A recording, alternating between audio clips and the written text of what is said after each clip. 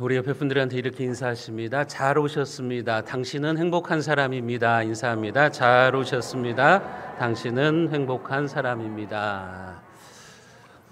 우리나라 조선시대 선조 때에 홍순원이라고 하는 역관, 오늘날로 말하면 통역관이 있었습니다. 이 사람이 사신을 따라서 명나라의 수도, 지금의 베이징으로 갑니다. 그곳에 여관에 유숙을 하면서 한 기생을 만나게 되는데, 그 여인이 홍순원과 대화를 나누면서 울음을 그칠 줄을 몰랐습니다. 그래서 그 이유를 물어봤더니 원래 자기 아버지는 관직에 계셨던 분인데 정치적인 모함을 받아서 부모가 죽게 되었고, 부모의 장례식을 마련하기 위해서 자신이 기생이 되었다고 하는 그런 사연을 듣게 됩니다.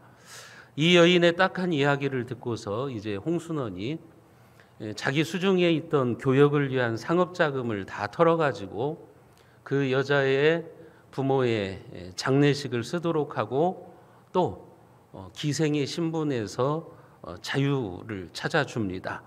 이 여인은 이제 눈물을 흘리면서 감사하게 되었고, 그때부터 홍순원이라고 하는 이름을 가슴에 새깁니다. 이 여인은 홍순원을 음부, 그러니까 은혜의 아버지, 이렇게 음부라고 생각을 하면서 이제 조선에서 사신들만 오면 이 사람을 찾는 것입니다. 그런데 홍순원은 조선으로 돌아와서 이 문제 때문에 이제 정적들에 의해서 공금 횡령죄로 관직에서 파멸되게 되고 평생을 이제 감옥살이를 하게 되는 그런 신세가 되어버리고 말았습니다.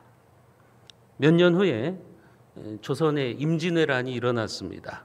임진왜란이 시작된 지 2개월 만에 수도인 한양은 함락이 되었고, 의주까지 피난을 간 선조가 이제 마지막으로 명나라에 원군을 요청하기로 했습니다. 조선에서 명나라에 외교관을 파견해서 도와달라고 했지만 답이 없습니다.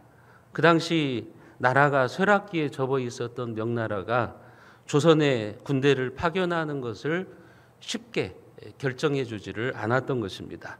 그런데 얼마 후에 명나라로부터 홍순원을 사신으로 보내라고 하는 서한이 옵니다. 그래서 선조는 홍순원을 다시 등용해서 외교관으로 파견을 합니다. 그렇게 홍순원이 명나라에 도착을 해보니 지금으로 말하면 이례적으로 국방부 장관 부부가 나와서 깍듯하게 그에게 절을 하면서 성대한 환영을 해주었습니다. 알고 보았더니 자기가 도와주었던 그 기생이 자유의 몸이 되어가지고 명나라 황제의 측근이고 외교를 담당했던 예부상서 석성의 아내가 되어 있었던 것입니다.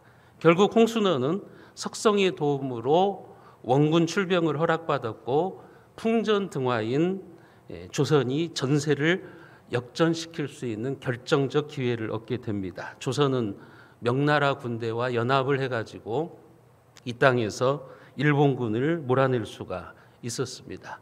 소설 같고 드라마와 같은 이야기지만 역사적 사실입니다. 결국은 한 사람이 베푼 그 자비, 환대가 나라를 구했던 것입니다.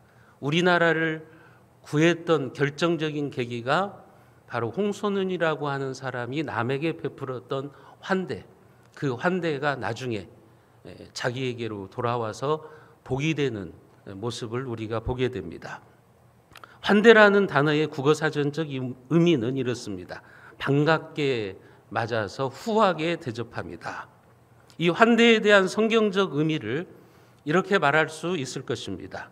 하나님의 환대를 경험한 사람들이 내가 받은 하나님의 환대를 다른 사람들에게 후하게 대접하면서 나눠주는 것, 이렇게 말할 수 있을 것입니다. 여러분, 우리는 모두 하나님으로부터 환대를 받은 사람들이에요. 하나님의 사랑이 없었으면 우리는 모두 영원한 지옥에서 죽어가는 존재들이죠. 하나님의 진노와 저주를 받으며 살아가야 되는 불행한 존재들입니다. 그런 우리를 십자가로 구원해 주시고 하나님의 자녀로, 하나님의 백성으로 살아가게 하신 거예요. 그것이 바로 하나님이 우리에게 환대를 베풀어 준 거예요. 그렇다면 우리가 그 하나님의 사랑과 자비를 받았다고 한다면 우리는 내 곁에 있는 사람들에게 그 자비를 베풀고 환대하는 삶을 살아가야 될 겁니다. 그래서 환대는 그리스도인들의 선택사항이 아니에요. 그것은 구원받은 자의 삶의 모습에서 필수적으로 나타나는 인품이라고 생각하시면 될 겁니다. 정말 구원받은 사람은, 하나님의 환대를 받은 사람은 그 자신의 삶에서 환대의 모습이 나타날 수밖에 없다고 하는 거죠. 교회 역시 환대의 공동체가 되어야 됩니다. 교회를 방문하는 모든 사람들을 반갑게 맞아서 후하게 대접하는 것이 하나님의 환대를 이 땅에 구현하는 천국의 공동체를 드러내는 모습일 것입니다. 교회는 세상과 다르게 환대의 공동체가 되어야 된다고 하는 겁니다. 또한 우리가 한 교회에서 이렇게 신앙생활을 하면서 환대하는 삶을 살 때 하나님 나라가 충만하게 임하는 모습이 우리 교회 가운데서 보여지게 될 겁니다.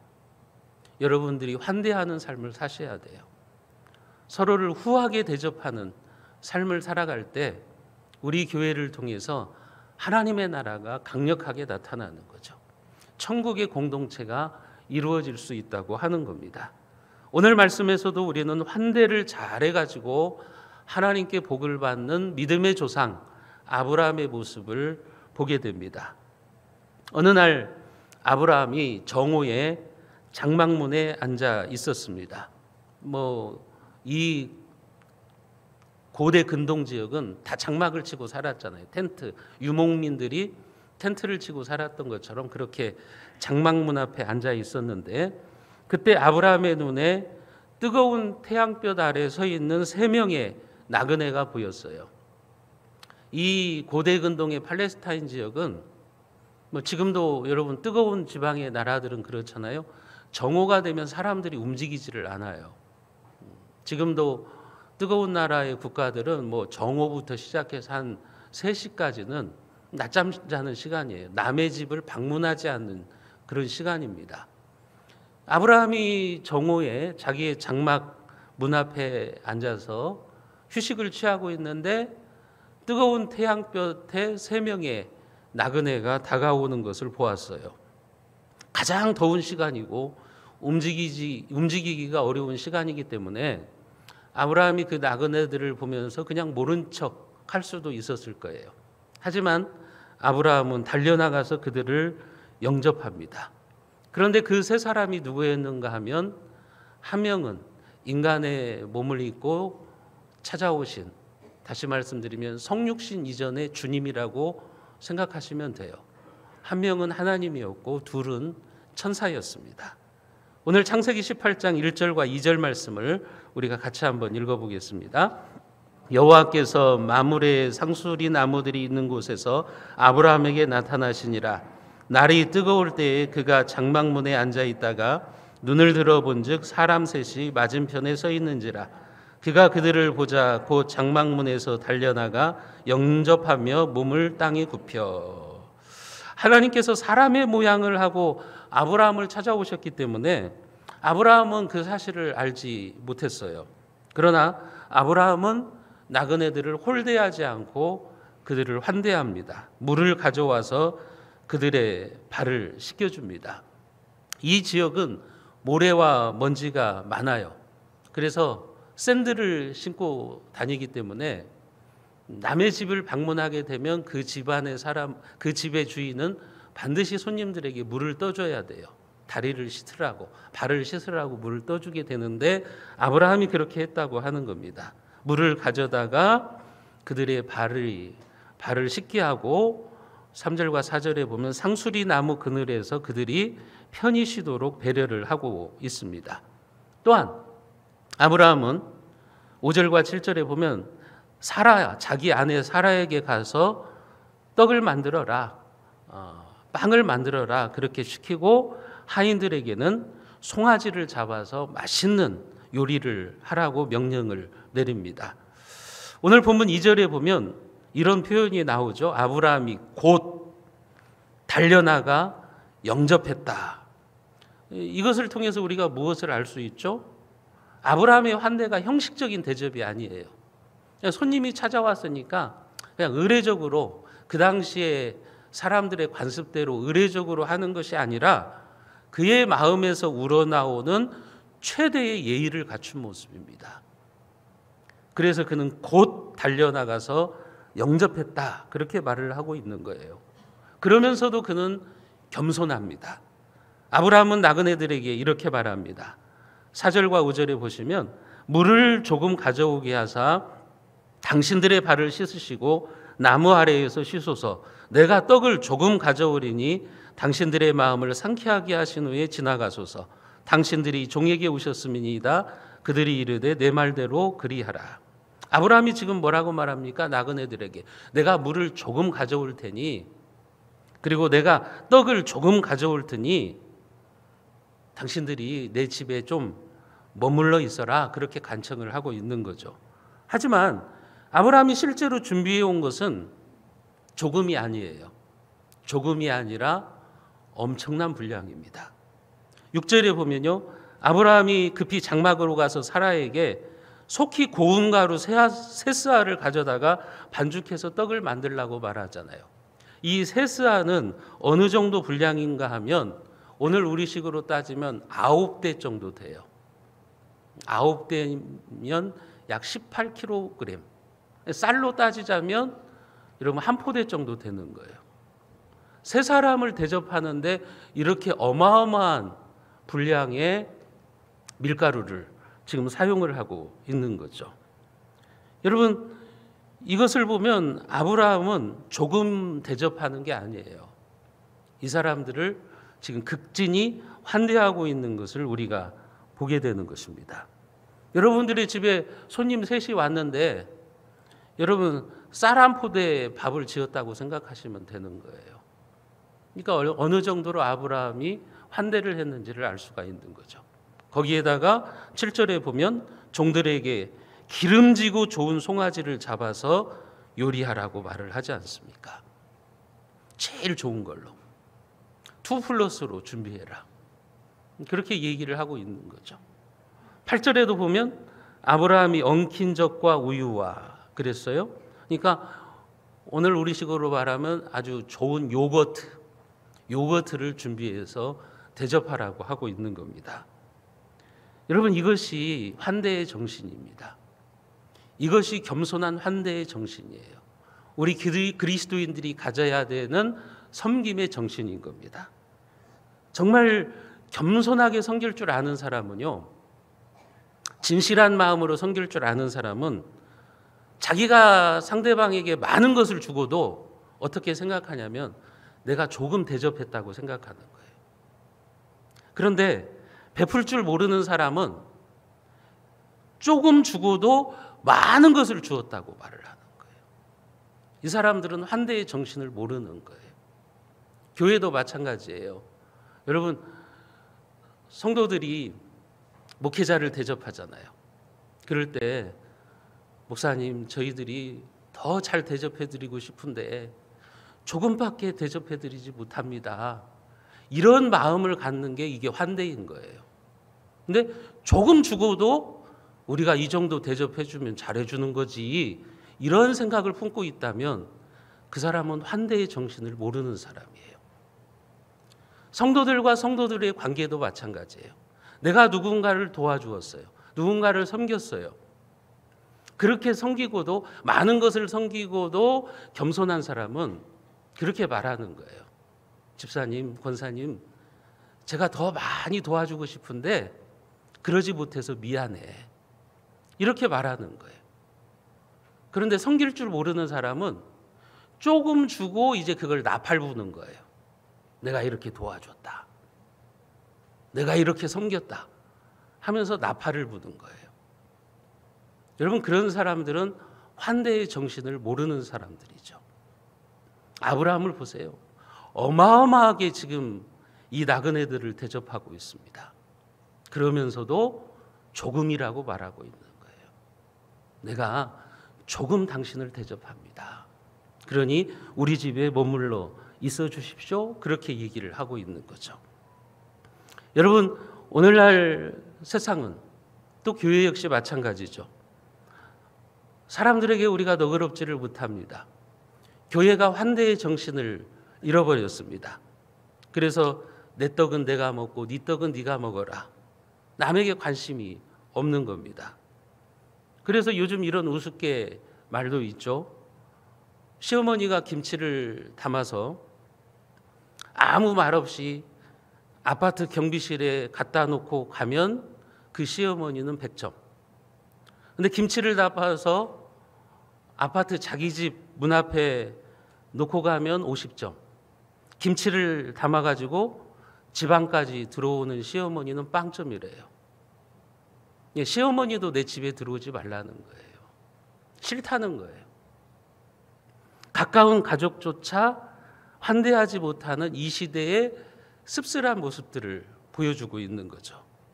여러분, 오늘날 이 시대는 집은 잘 지어가지고 좋은 건축 재료로 집을 지어가지고 집안 난방은 잘 돼서 따뜻할지 모르지만 그 마음들은 얼음장처럼 차갑습니다. 남들에게 베풀 줄 모르고 대접할 줄 모르고 섬길 줄 모르는 그런 시대가 되어버렸다고 하는 거죠. 이런 시대에 우리는 아브라함을 통해서 환대의 모습을 배워야 됩니다. 이런 아브라함의 환대의 모습을 보고서 신약성경 히브리서 13장 2절은 우리에게 이렇게 말합니다. 우리가 같이 한번 읽어보겠습니다. 형제 사랑하기를 계속하고 손님 대접하기를 잊지 말라. 이로써 부지 중에 천사들을 대접한 이들이 있었느니라. 이게 아브라함의 이야기라고요. 신약의 성도들에게 히브리서 기자가 말하는 거예요. 형제 사랑하는 것을 멈추지 말고 계속해라. 왜냐하면 아브라함이 손님을 대접하다가 부지 중에 천사를 대접했다. 하나님을 대접했다. 그 얘기를 하고 있는 겁니다.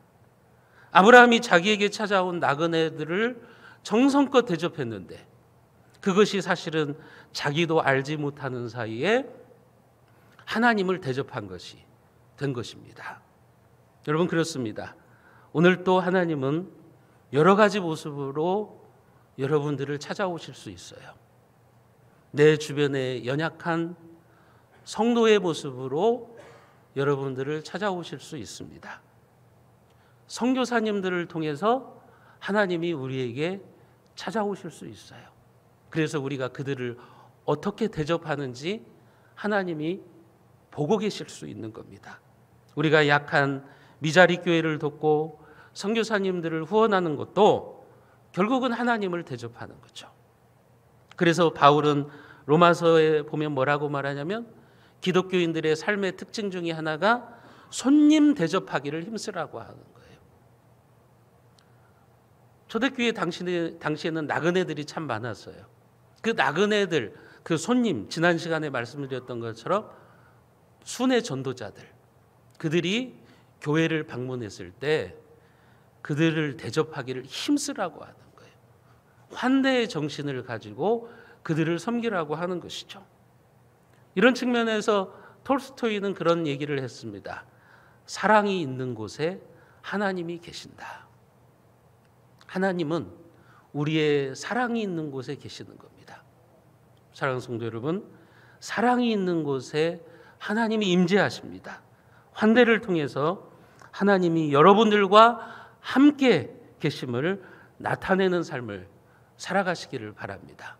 여러분들이 아브라함처럼 환대의 삶을 살기로 결단하시기를 바랍니다. 그러면 여러분들을 통해서 하나님의 사랑이 보여질 것이고 우리 교회 가운데 환대의 공동체가 되어서 천국이 보여질 것이고 하나님이 준비하신 복이 여러분들에게 찾아오게 될 줄로 믿으시기를 바랍니다. 그렇게 아브라함이 환대했을 때 자기에게 찾아온 나그네들을 지극정성으로 대접했을 때 하나님이 아브라함에게 어떤 약속을 하시죠? 어떤 복을 주시죠? 아브라함의 극진한 환대를 받고 하나님께서 아브라함에게 물어보십니다. 네 아내 사레가 어디 있느냐 하고 물어봐요. 그러니까 아브라함이 장막에 있습니다. 그렇게 대답을 합니다. 그러니까 하나님이 뭐라고 말씀하시냐면 9절과 10절에 보면 내년 이맘때에 사라에게 아들이 생길 것이다. 하나님이 이렇게 말씀을 해주십니다. 이때 아브라함의 나이는 99세입니다.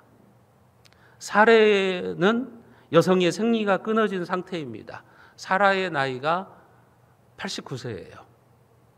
89세의 여인이 아기를 낳을 거라고 지금 얘기를 하고 있는 거죠. 내년 이맘때, 직역하자면 내년 봄에. 그러니까 하나님이 명확하게 자신의 뜻을 알려주시는 거예요. 내년 봄에 반드시 아들을 주시겠다고 약속을 하고 계시는 거예요. 지금까지 하나님께서 아브라함에게 후손은 약속을 하셨어요. 그런데 구체적으로 그 기한은 명시하지 않았어요. 그래서 아브라함이 지금까지 이제나 저제나 하면서 25년 동안을 기다린 거예요.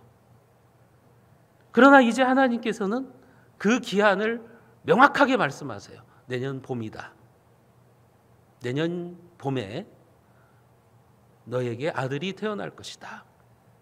분명하게 하나님의 뜻을 알려주시는 거죠. 그뿐만이 아닙니다. 아브라함에게 후손의 복을 약속해 주십니다. 아브라함의 그 자식들이 얼마나 복을 받을지 17절과 18절에 그렇게 말씀하시죠.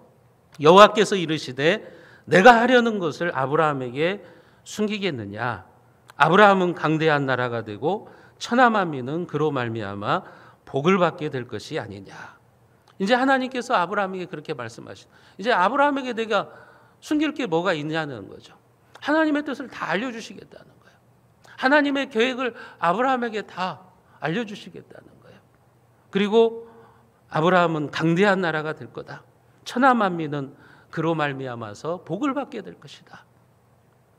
여러분, 아브라함의 후손들이 강대한 민족이 될 거라는 말이에요.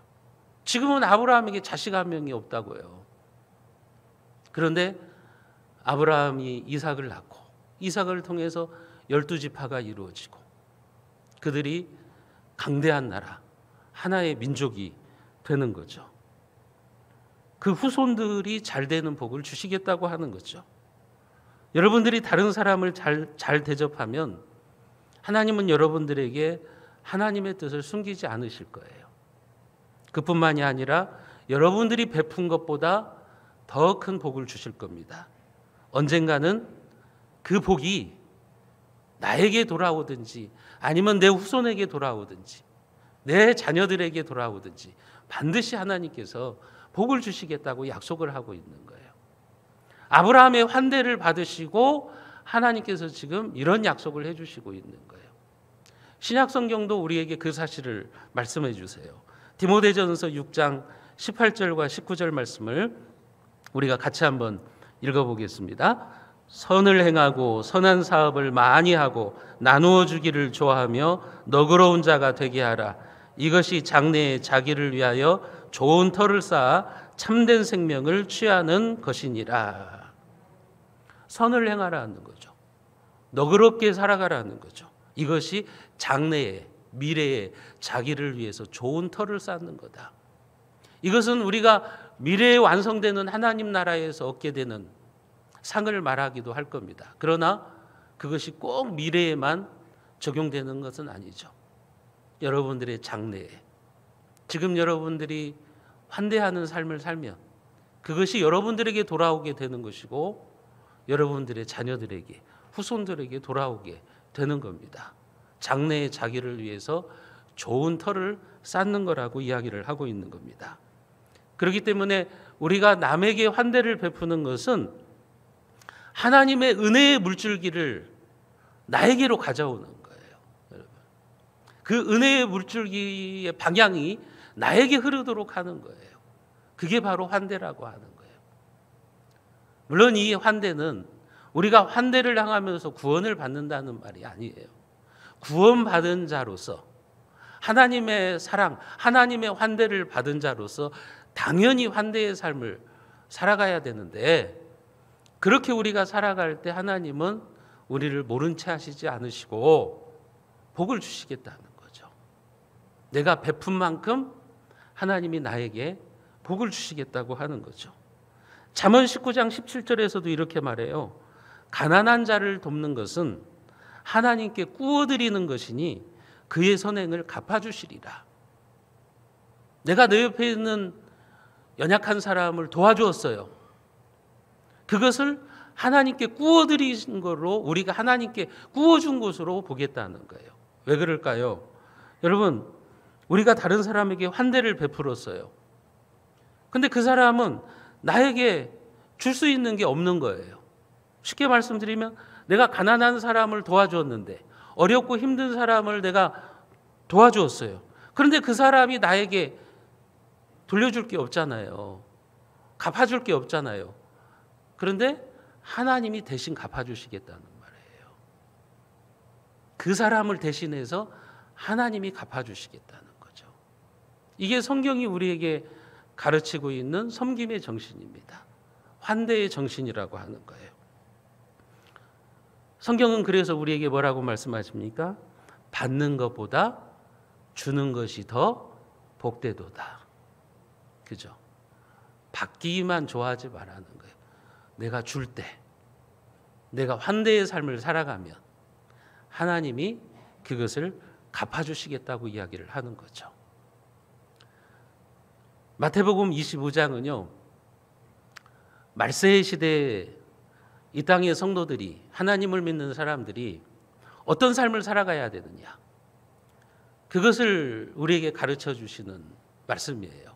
마태복음 25장은 종말장이에요. 그 종말장에 세 가지의 비유를 예수님이 하세요.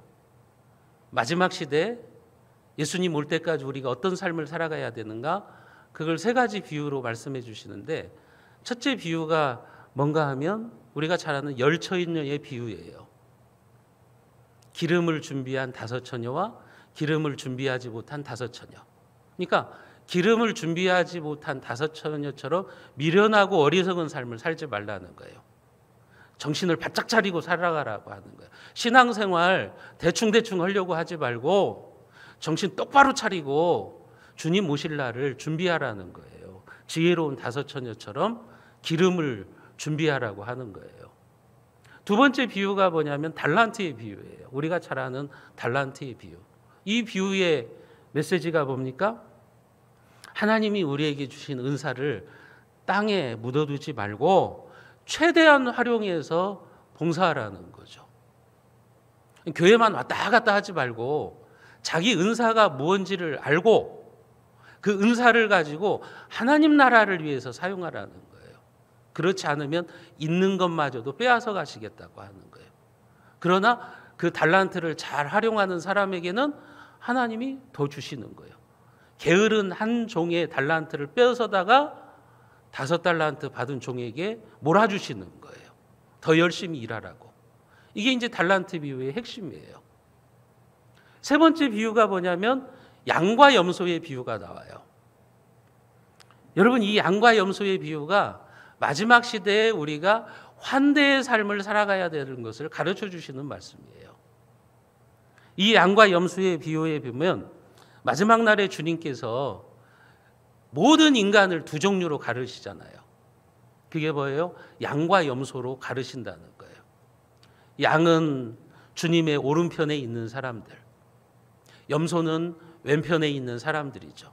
쉽게 말씀드리면 결국은 모든 인간이 마지막 심판대 앞에서 두 부류가 된다고 하는 거예요.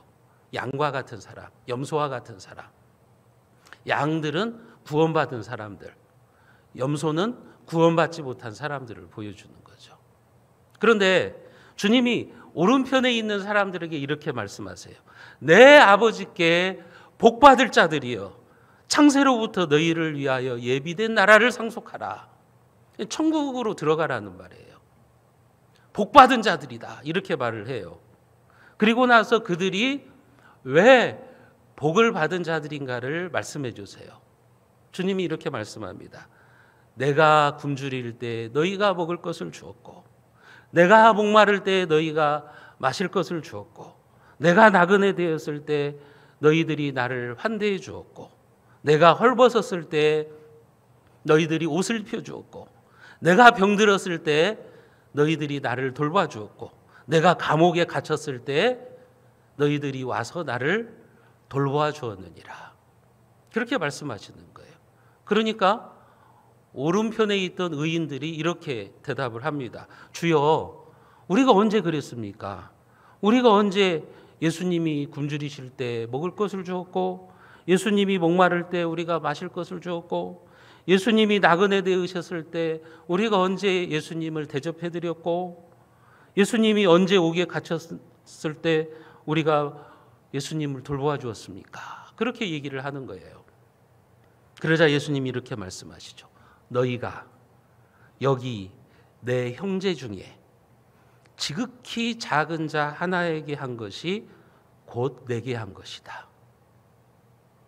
여러분들이 우리 교회에 지극히 작은 자 한 사람에게 환대를 베푼 것을 하나님은 하나님을 대접한 것으로 여겨주시겠다고 하는 거예요. 그들이 복받은 자들이라고 얘기를 하시는 거예요. 반대로 왼편에 있는 사람들, 염소와 같은 사람들에게는 이렇게 말씀하세요. 이 저주받은 자들아, 너희들은 지옥으로 떨어져라. 그렇게 말해요. 그러면서 그 이유를 설명하세요. 내가 줄일 때 너희들이 모른 척했고, 내가 목마를 때 너희들은 마실 물도 안 주고, 내가 나그네 되었을 때 너희들 영접도 안 했고, 내가 헐벗었을 때 너희들 옷을 입혀주지 않았고, 내가 병들었을 때 너희들 돌아보지도 않았다. 그러니까 그 왼편에 있는 사람들이 그렇게 말합니다. 우리가 언제 그랬습니까? 그럴 때 예수님이 똑같은 말씀하는 거예요. 지극히 작은 자 하나를 너희들이 무시했을 때 너희들이 나를 그렇게 대접한 거다. 이렇게 말씀하시는 거예요. 여러분, 예수님은 우리가 부지 중에 작은 자 하나를 돌보고 환대한 것을 주님을 대접하고 환대한 것으로 보시는 거예요. 그게 오늘 창세기 18장의 사건과 똑같은 거예요. 아브라함이 땡볕에 서 있는 나그네, 그 3명의 나그네를 대접한 것이 결국은 하나님을 대접한 거잖아요. 결국은 그것이 하나님을 환대한 것이 되어서 하나님으로부터 그가 복을 약속받고 있지 않습니까? 여러분, 이런 면을 생각한다면 여러분들이 하루하루 매일의 삶 속에서 여러분들 곁에 있는 사람들을 대하는 여러분들의 태도가 주님 앞에 상달된다는 것을 기억하셔야 돼요. 내가 내 옆에 있는 사람을 어떻게 대접하느냐, 그것이 하나님에 대한, 주님에 대한 여러분들의 태도가 될 수 있다는 것을 아셔야 됩니다. 그것으로 내 인생이 양이냐 염소이냐가 구분되는 거예요. 내가 내 옆에 있는 사람들을 어떻게 환대하느냐, 그것이 지금 내가 진정으로 하나님을 믿는 양과 같은 사람으로 살아가는지 아니면 염소로 살아가는지, 그것을 드러내고 있다고 하는 거예요. 여러분,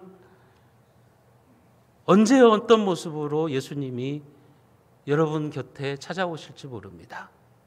사랑하는 성도 여러분, 어쩌면 이미 여러분들을 예수님이 여러 번 찾아오셨을 수도 있어요.